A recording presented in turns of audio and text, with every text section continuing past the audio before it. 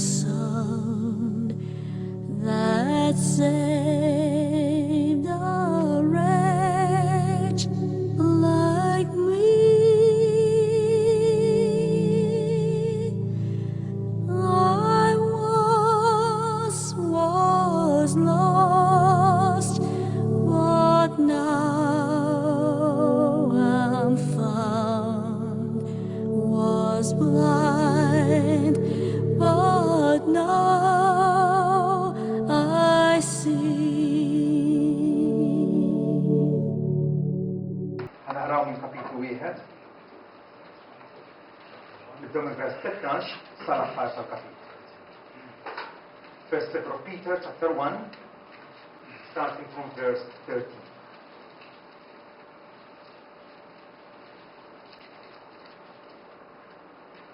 Għalhekk ħażmu ġenbejn ruħkom għejxu ħajja bjusa u ittamaw sal-aħħar fil-grazzja li tingħatalkom fid-dera ta' Kristu. Bħala ulied ubbidjenti, la taqblux max-xewqat ħżiena ta' tari fi żmien l-ignoranza tagħkom, iżda bħalma għaddiż dak li sejjilkom hekk kunu intom ukoll qaddisin fl-imġiba kollha tagħkom. Għax hu miktub kunu qaddisin għax qaddis jien. U jekk intom sejħu il-missier li bla ma jħares l-ewwel ħadd jagħmel ħadd minn kulħadd skont emilu, għaddu ż-żmien tal-qagħda qasira tagħkom fuq l-art biża'.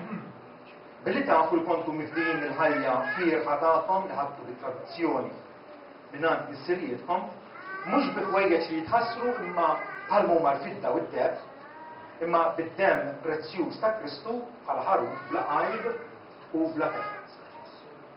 Li tassew kien ippredestinat qabel it-tissis tad-dinja, iżda kien imarraf f'dawn l-aħħar żminijiet ħalikom li bih intom temnu falla, li qajmu minn bel-imwiet u taħ il-glorja biex il-fidi u t-tama tagħkom ikunu ħadd. Wara li naddaftu ruħkom billi smajtu mis-sewt permezz tal-Ispirtu biex tħobbu l-xulxin bħal-aħwa bla qerb, qisu li tħobbu l-xulxin b'qalb safja bil-ħeġġa kollha.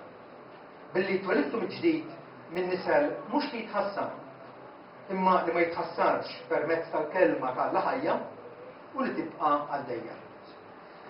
Għax il-bnedmin kollha huma bħal ħaxix u l-glorja kollha tagħhom, il-glorja kollha tal-bnedmin bħal nwar tal-ħaxix. Nixef il-ħaxix u waqa' nwar tiegħu imma kelmet il-mulej iddum għaddejja. U din il-kelma li bl-Evanġelju hija mxandra lilkom. Amen.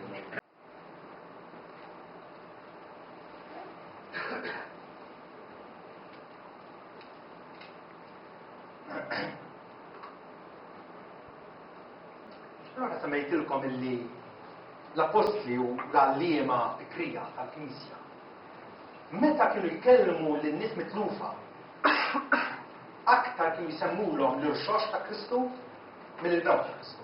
Tiftakru l-istatistika għattilkom illi fl-atti tal-apostli kollu kemm hu meta l-apostli indirizzaw folla jew nies mitlufa, nies li ma jemnux, semmewlhom il-fatt li Kristu nqatel minn darbit. Kollox. Il-fatt li Kristu xoxta minn bel-imwiet semmewh mal-40 darba. 40 darba. Irridu nikkonfrontaw id-dinja bil-fatt li Kristu huwa xuxtat il-mewt.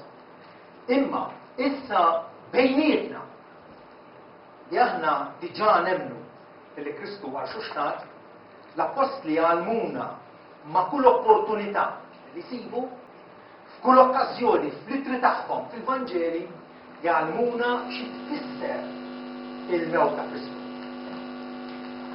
Is-sinifikat tal-mewt ta' Kristu.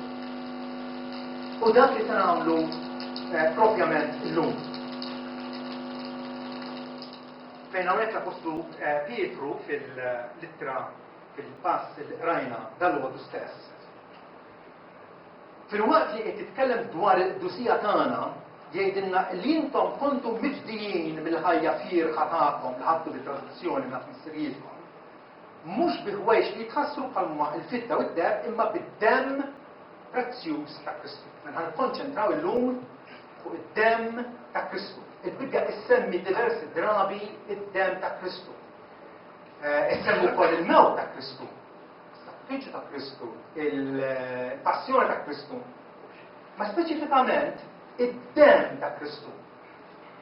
Id-dem ta' Kristu. Issa, ħafna Kristjani jieħduha tant letteralment illi ġieli ssibhom jgħidulek Kristu tant oħobni illi ċar kull qatra dem li kellu għalija. M'għandix qegħdin nippruvaw noħduha tant letteralment. Meta l-Bibja semmi id-dem ta' Kristu. Moħħna jmur lura għas sakrifiċċji kontinwi li kienu jsiru matul it-Testament il-Qadim ta' annimali diversi, kien fit-tabernaklu aktar tard ukoll fit-Tempju, li l-qassisin u l-Leviti kienu joqtlu bi-vjolenza il-bima għas-sakrifiċċju. U allura meta l-Bibja semmi id-dem ta' Kristu, moħħna irid imur lura għal fatt illi il-mewt ta' Kristu fuq is-salib kienet mewta ta' sakrifiċċju. Kienet mewta ta' sakrifiċċju. Ma jfissirx neċessarjament li Kristu ċarċar id-dem kollu tiegħu minn ġismu għalina. Fatt, meta Ġwanni li kien fuq l-ort għal-Golgota u kien hemm is-soldati li nifidlu ġembejh il-kustat tiegħu. Meta Ġesu kien diġà mejjed biex żgur jiċċertifika li miet, Ġwanni jgħid illi ra minnu kienet dem u ilma. U allura huwa fatt illi rridu naħsbu illi meta l-Bibja semmi d-dem ta' Kristu qed issemmi ħajja meħuda vjolentament b'sakrifiċċju. U ċoe allura bi ħlas jew bħala sostituzzjoni għandna kelma forsi raxent twila, il-fatt li Kristu miet minn flokna bħalma l-annimali fuq l-artal f'Ġerusalemm, fil-liġi ta' Mosè kien hemm miktub illi dawn jagħtu id-dnub tagħhom. Mela kien hemm il-bima illi kienet qiegħda tieħu post u allura tmut minflok il-bniedem. Ovvjament il-Bibja tagħmilha ċara mbagħad litra lil-Lut illi d-dem tal-bniedes u tal-bdaba ma jistgħux ineħħu d-duriet. Allura dawk is-sakrifiċċju kienu biss prefigurazzjonijiet, jew aħjar tellijiet, jew aħjar ideat viżibbli ta' x'kellu jseħħ fuq il-Kalvarju. Meta mbagħad twettqet il-fidwa jew il-sakrifiċċju reali u effettiv. Kien sakrifiċċju reali, ġifieri Kristu ta' bilħaq miet, u kien effettiv. U se naraw allura bejnietna kemm il-mewt ta' Kristu tiswita.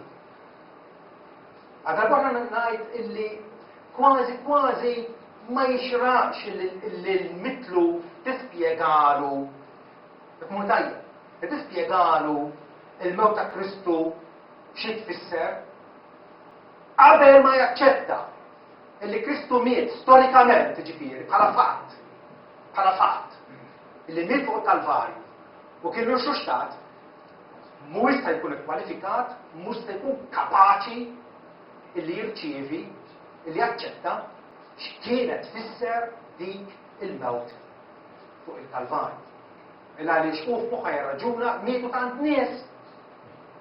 Mietu tant nies x'tiswa jew x'ġid tista' tagħmilli il-mewt ta' persuna illi miet tant miet ta' stenilu meta jiena llum laqqas biss naf. Meta l-bniedem huwa konfrontat bil-rxox ta' Kristu allura f'qalbu emmen illi Alla għajmu mill-imwiet hemmhekk ħajkun il-bidu biex Alla jilluminah jispjegalu xi tfisser. Dik is-sakrifiċċju illi kien li seħħ għal-fitwa tagħna. Ġwanni Xandru meta qal araw il-ħaruf tagħna danu li neħki id-dnub tad-dinja. Qiegħed jallaċċja, qiegħed jgħaqqad is-sakrifiċċji multipli, is-sakrifiċċji numerużi li saru, u Ġwanni semmi biss ħaruf, il-ħaruf tal-għejd jew anke il-ħrief kienu jiġu sagrifikati. U issa qed jgħid li dan huwa il-ħaruf, dan huwa il-vera sakrifiċċju. Illi attwalment, realment, effettivament ineħħi d-dnub tad-dinja. Dinja ovvjament huma n-nies kollha illi Alla għandu l-ħsieb u rrida tajba illi isalfhom mill-konsekwenzi tad-dnub tagħhom. X'tiswa lilna il-mewt ta' Kristu? Nistgħu nieħdu kors twil immens matul it-Testament il-Ġdid. U kull darba l-awturi jispjegawna, juruna xi aspett, xi angolu sabiħ. Ħanibdew minn xi ħaġa li inħossuha, illi hija fina. Tajjeb, il-kuxjenza tagħna. Kollha kemm aħna nafu li meta tkollok kuxjenza li tnikżek illi hemm xi ħaġa ħażina qed tagħmel. U qed taħbija u qed tilagħba ta' parti tal-innoċenti, imma hemm dik l-allarm fik li aħna nsejħu l-kuxjenza. Illi kiddek, illi ma jħallikx toqgħod bil-lejl. Ġifieri xi ħaġa personali issa. Il-mewt ta' Kristu tnadda fil-kuxjenza tagħna. Min sens ta' ħtija u ta' kundanna illi jiena ninsab barra mill-favur d'Alla, jiena ninsab miġġieled minn nifsi wkoll, apparti Alla. Ninsab miġġieled minn nifsi illa għaliex hemm dak il-leħen intern fija illi qed jakkużani. Jien qed nagħmel mod u dik li ħansejħu l-kuxjenza tagħna qiegħda takkużani, tixlini, ma tħallinix mistrieħ. Il-mewt ta' Kristu jew id-demm aħjar, id-demm ta' Kristu inadda fil-kuxjenza tagħna. Isimgħu daqsxejn. Fejn fil-littra li tgħidilna li jekk il-demm tal-bniedes u tal-bdabad u l-irmiet tal-oġda mraxxax fuq il-mizzin iqaddes għall-indafa tal-ġisem, da qed jirrefera dak il-ħafna ċeremonji fosthom il-Jom Kippur kellhom din il-festa darba fis-sena f'Settembru. Fejn kienu kien hemm luttu nazzjonali, sawma nazzjonali, u n-nies kienu jinkeddu għad-dnubiet li jkunu għamlu. U allura jsir sakrifiċċju meta l-qasis il-kbir jidħol bid-demm tal-bniedes f'bieqja fil-post l-aktar qaddis fejn ħadd ma kien jidħol u hemmhekk iċappas il-rajjen tal-arka tal-patt darba fis-sena. U dan qed jgħidu ma' kien dan kien iqaddes għall-indafa tal-ġisem in-nies kienu ikomplu fil-patt ma' Alla, mill-qowejn minn Alla. Imma kemm aktar id-demm ta' Kristu jgħidilna, hawn hija superjorità. Kemm huwa aħjar li issa seħħ is-sakrifiċċju ta' Kristu. Kemm iktar id-demm ta' Kristu li permezz tal-Ispiritu Etern offra lilu nnifsu bl-għajd lill-Alla inadda fil-kuxjenza tagħkom minn emejjed mejta biex taqdu l-Alla l-ħaxra. Alla jibda biex jitratta magħna billi jagħtina islib magħna nfusna. Magħna nfusna. Illi jien ma nibqax inħares bl-iktar ħejja nnifsi. Immissa minn issa l-qudiem nista' ninsa l-passat għax Kristu nadda fil-passat tiegħi u nista' naqdi bil-Alla l-ħaj bl-onestà kollha. Iva, Alla ma jibqax imħallef illi jaqta sentenza kontrija. Aktarx issa bid-demm ta' Kristu għandna tħul, għandna entrata. Nistgħu ngħaddu sa fil-preżenza immedjata tagħna. Xi ħaġa li kienet riservata nfakkarkom ma' qasis il-kbir darba fis-sena li jidħol quddiem l-arka fejn kien hemm il-glorja tax-Xekina.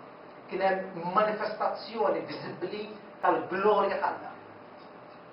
Issa l-Kristjan, kull Kristjan bla eċċezzjoni, għandu dħul bil-konfidenza.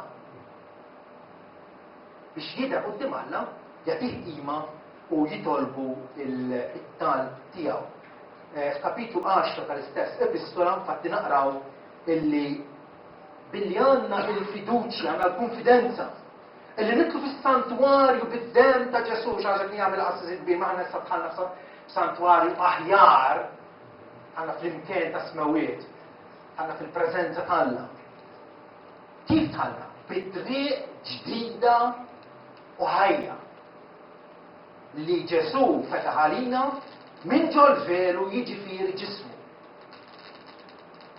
X'ġara meta miet ġesu fuq is-salib?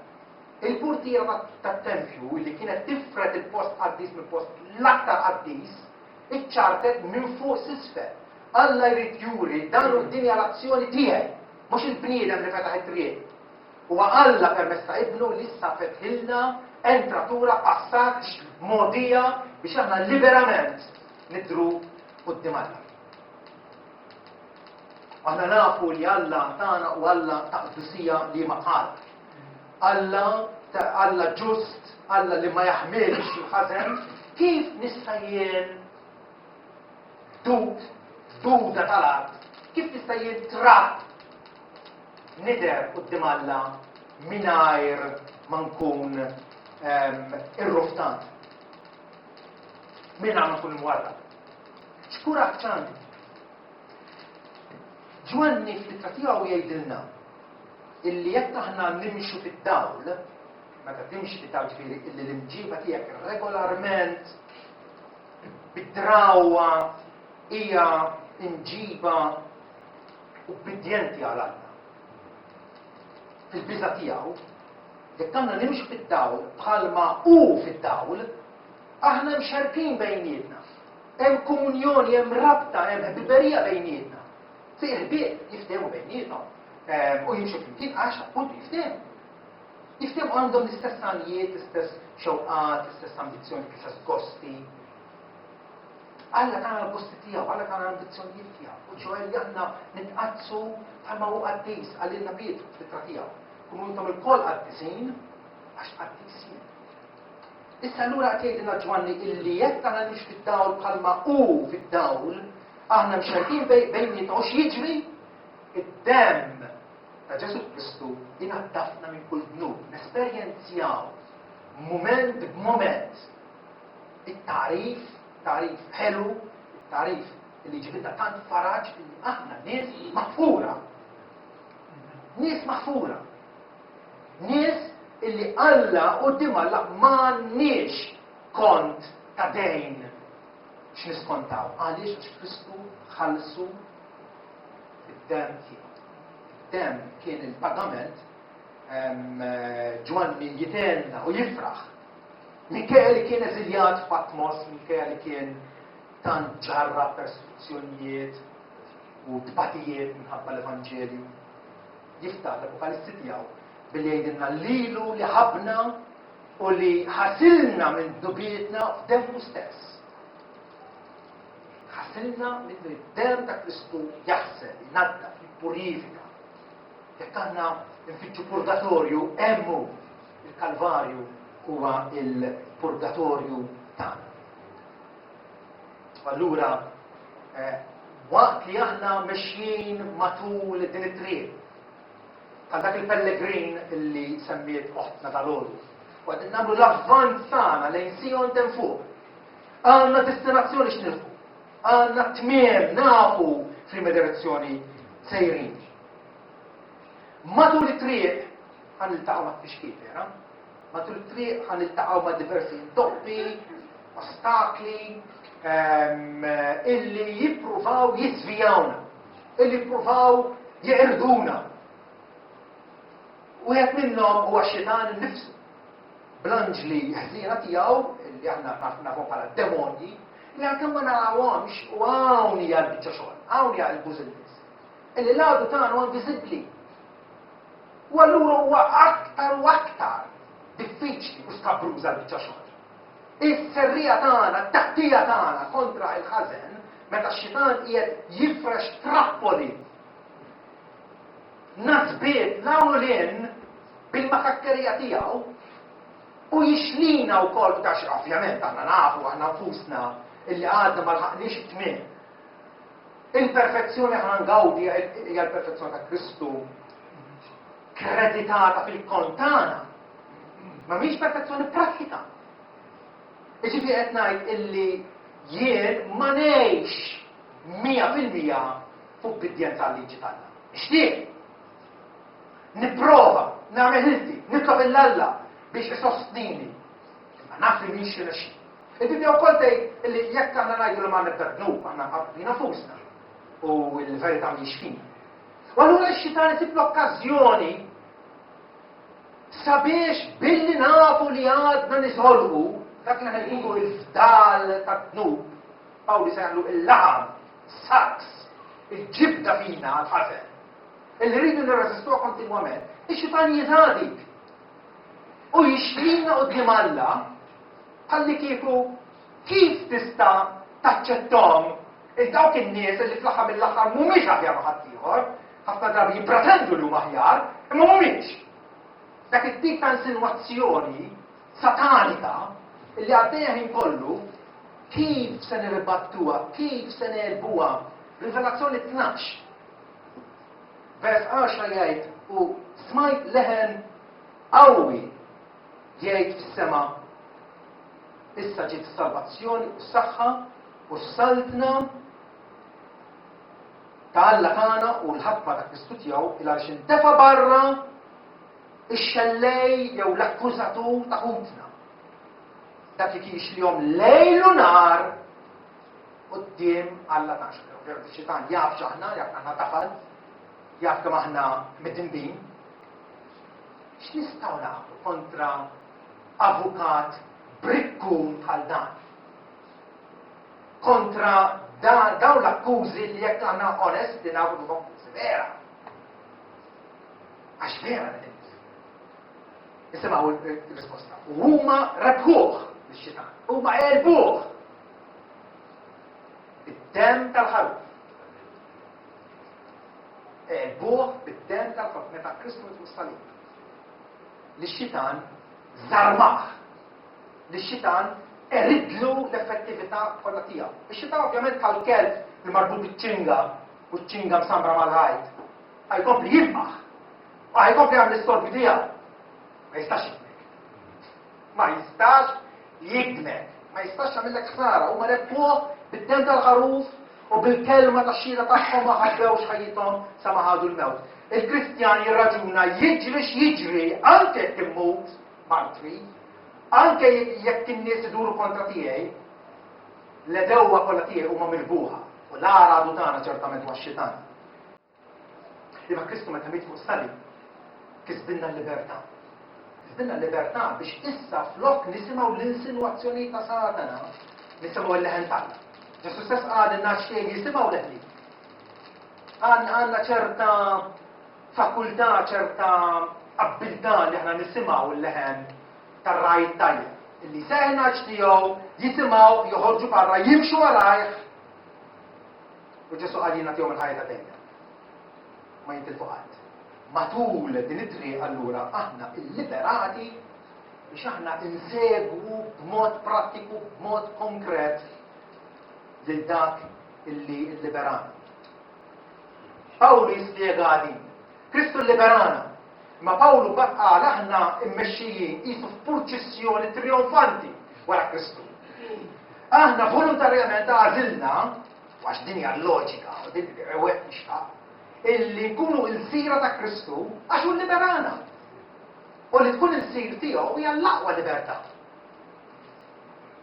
L-Apostlu Pietru fil-pass ta' dalodu jgħidilna li intom kontu mifdijin mill-ħajja firħa tagħkom.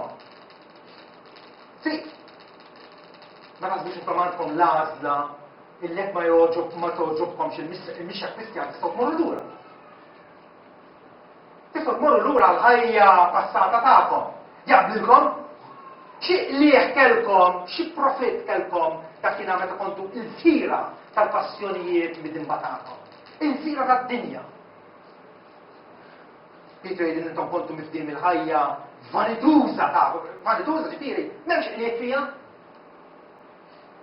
Li ħadtu bit-tradizzjoni mis-sirijietkom, l-antenati tagħna missierhom minn n-nies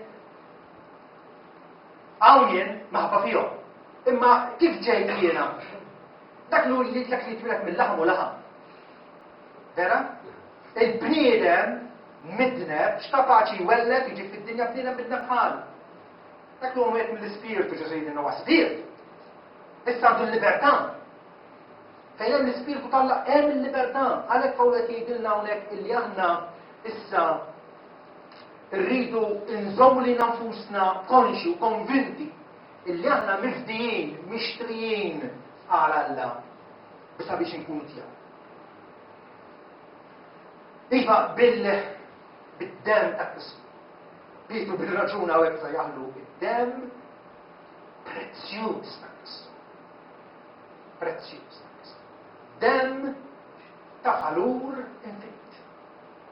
Dem illi bieħ il-Salvatur kisab għaleh innifsu minn kull ġens ta' dinja, minn kull żmien, poplu li se jkun innumerabbli. Jiġifieri fil-ġenna mhux se jirnexxielek. Illi tot in-nies kollha illi jkunu jabitaw dak il-post qaddis. Id-dem ta' Kristu bih Alla huwa propizzjat. Iftakru l-priedka tal-ħadd li għadda kif il-dazzjarju jew il-dazzjarju kien fit-tempju ma kienx fih figura moralment u kien sempliċement aħabbat fuq sidru u jgħid u Alla kun propizzjuż miegħi mitna. Jiġifieri għamel xi ħaġa biex ma tibqax madda jew inkurlat ġustament kontra tiegħi minħabba id-dnub tiegħi. Id-dem ta' Kristu huwa il-propizzjazzjoni. Huwa s-sakrifiċċju illi bih Alla m'għadux madda, m'għadux inkurlat, m'għadux qed iħares lejk biċċiera, bir-rabja, ma inti milquh fil-favur tiegħu. Dikom eżempju ċkejken. Jekk inti tiġi tarek mal-ħajt u tmur tistellek somma enormi minn għand wieħed użurir. U dan wara xahrejn jibda jiġi ħabbatlek il-bit u jdejjek tħallas l-ura ċans mela ħanollilek minn 20% interessi 30% u ġennek da. Nisimgħu ħafna stejjerek. Issa jekk jiena ninsab din il-qagħda tant kattifa li għandi dar-raġel qed jiġri warajja biex inħallsu meta m'għandix biex inħallsu. Jekk kien hemm xi ħadd benestant illi bona volontà tiegħu jaqbad li ħallas id-dejn kollu jiskunta kollu kemm hu. Kollu kemm jaqtalu ċekk. L-għala fil-ħodu, l-użurier naraħ miexi fit-triq. Indawwar dembi biex ma jaranix, jew nibqa' miexi u ngħid issa jiena ma nikkumpax bih għax naf li dan m'għadux irrabjat ħafna. Id-domanda tiegħu ġiet sodisfatta. Alla huwa tant qaddis li ma jiflax ħares lejn ħażen. Bis-sakrifiċċju tiegħu bid-dem tiegħu Kristu issa Kristu, għanfakkarkom, moti mill-missier innifsu. Moti li jilna mill-missier innifsu. Min Alla madda kontra tagħna, issa sar Alla illi jilqana. Dik hija l-propizzazzjoni. Il-propizzazzjoni huwa s-sakrifiċċju illi bih Alla huwa sodisfatt, m'għadux madda kontrina, anzi jilqana fiħdan. Xi ħaġa illi wkoll tissemma mal-propizjazzjoni hija ovvjament il-ġustifikazzjoni. Id-dem ta' Kristu jiġġustifikana. Alla li mħallef tagħna. Alla ħlaqna, Alla jżommna ħajjin, Alla missierna. Però ċertament għal kull bniedem, għal kull bniedem. Alla mhux il-missier ta' kulħadd, ma ċertament Alla huwa l-imħallef ta' kulħadd. Taqblu miegħi? Allora li mħallet ta' kulħadd la darba aħna emilu u ħalaqna, tajjeb, u tagħna liġi fina nfusna, il-kuxjenza tagħna anke tinformana x'inhu tajjeb u ħażin, ma nobduhiex, u hemmhekk ovvjament, allura rridu ċjan tal-ħalef tagħna biex jaqta' sentenza. X'taħsbu tkun sentenza ta' wieħed li m'obbdiex il-Alla? Sentenza ta' kundanna. Frattant, bid-dem ta' Kristu aħna mhux tal-li m'aħniex kundannati, tal-li aħna ġustifikati. ċoe Alla jaqta' sentenza favur tagħna. Alla jgħid it-tali illi jabda fi Kristu qed ħares lejh bħala l-irxu xtat, bħala dak li bitqu stani. Dan huwa maħfur u ġustifikat. Romani 5 vers 9 Pawlu jgħidilna hekk.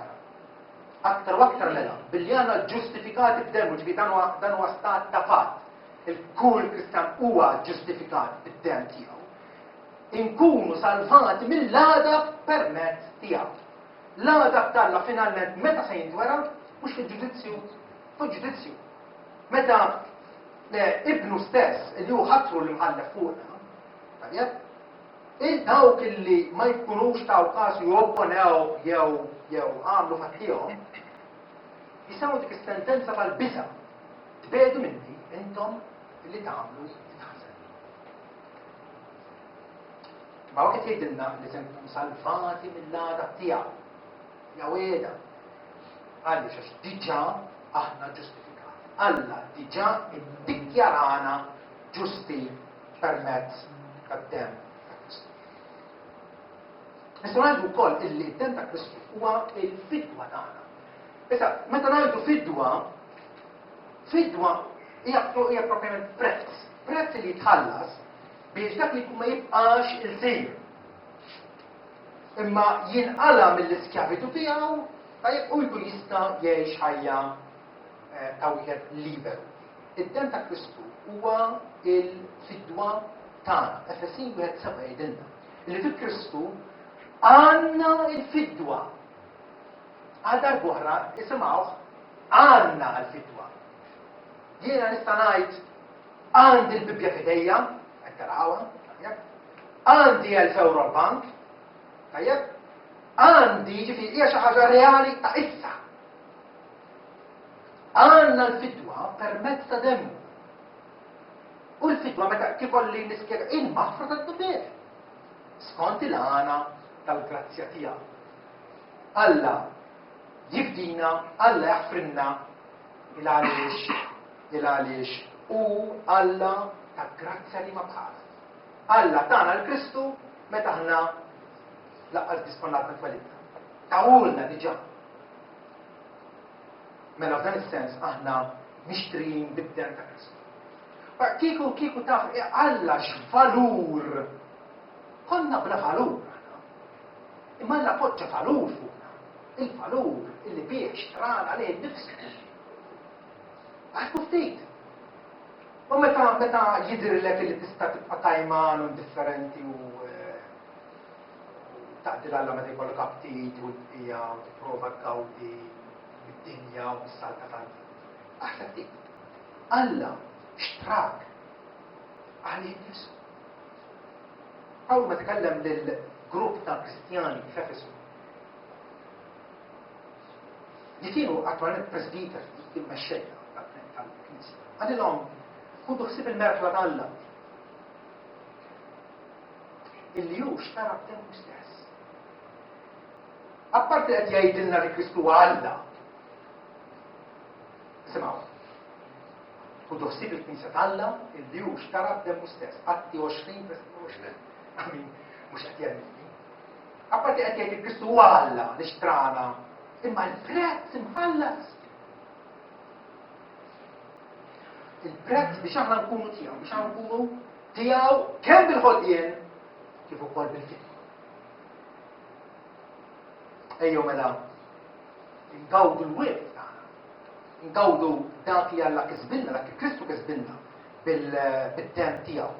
X'kisbilna illi nistgħu flok ma Alla jibqa' vag u idea astratta fil-bot illi kultant niftakar fideh.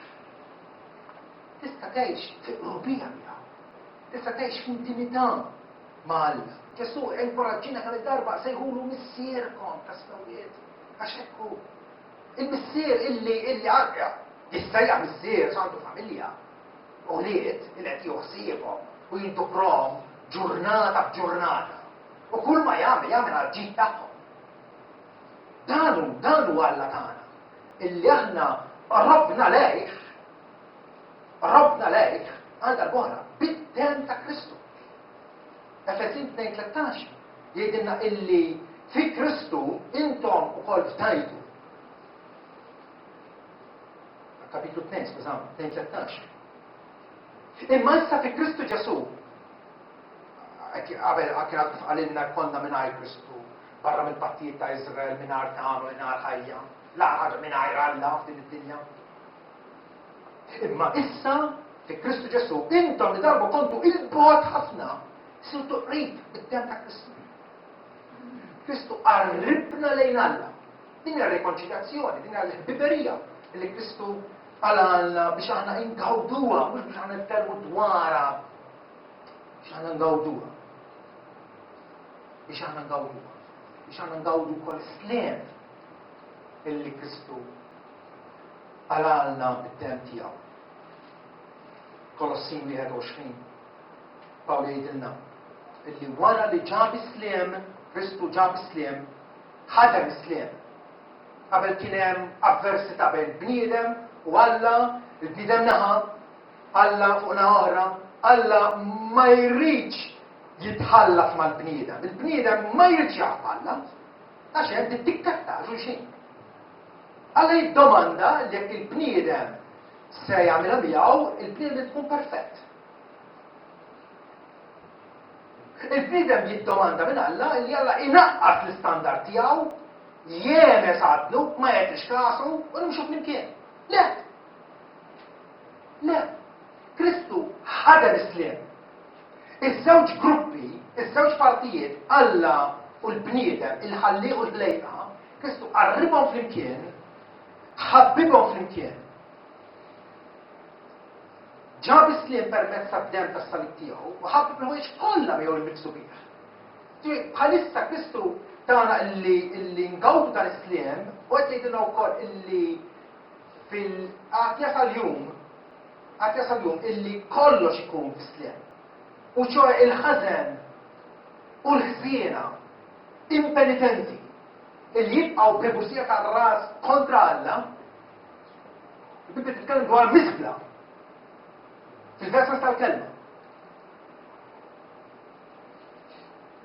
Dawn ikunu kastigati b'nar ħeġġeġ bot mill-preżenza tal-Mulej, mill-glorja tad-Dijatija. Ma Kristu ġab isliem għal maħbubin tagħna, għal dawk illi Alla kien jaf minn qabel, ippredestinom għal ħajja. Għal-metana l-isliem. Kemm hija toss is-sakrifiċċju ta' Kristu. U x'tifhem meta ngħid Kristu xerred demmu għalha. L-Apostolu Pawlu sabgħu jgħallimna u jgħidilna jiena msalla ma' Kristu, madan kollu jidnex. Għadha xejn, il-Kristjan jgħodlu nnifsu bħala mejtet. Mejt għal innifsu, mejt għad-dinja. Ma da kollu jinneħx, issa hija ħajja ġdida, hija manta, ħajja ta' kwalità differenti. Fil-waqt li għadna ngħixu fl-istess ġisem illi issa hija temajna u qed jixjieħ. Dak li l-estern tagħna qiegħed jiddajjef, l-intern tagħna r-ruħ tagħna qiegħda tissaħħaħ, tiġġedded jum għal jum. Tinbida minn glorja għal glorja. Għawli b'raġun jgħidina issa ngħix ma mhux jien, ma Kristu li jgħix fija. Hawn mela, Kristu li mhux bismiet ma kienu xuxtat. Kristu xuxtat illi jgħix fija. U l-ħajja li ngħix issa ngħixha bil-fid nitbin Alla. Il-ħabnu. U tali l-nifsu. Amen. Amen.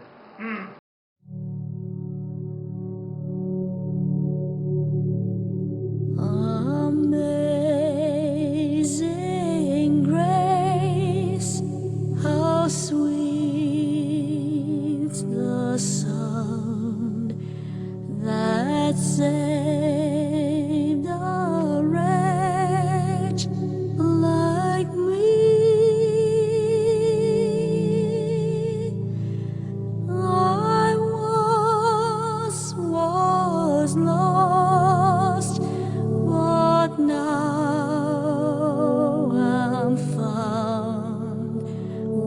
was blind, but now